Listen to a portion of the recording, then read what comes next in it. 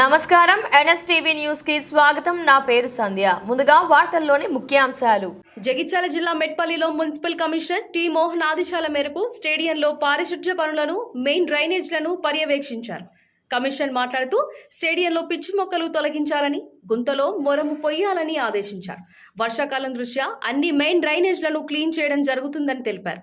వేంపేట్ వెళ్లే రోడ్లో గల మెయిన్ డ్రైనేజ్లను పరిశీలించారు. ఈ కార్యక్రమంలో ఇన్ఛార్జ్ శానిటరీ ఇన్స్పెక్టర్ గుర్రం రత్నాకర్, ముజీబ్, నిజాం, నరేష్, అశోక్ పాల్గొన్నారు.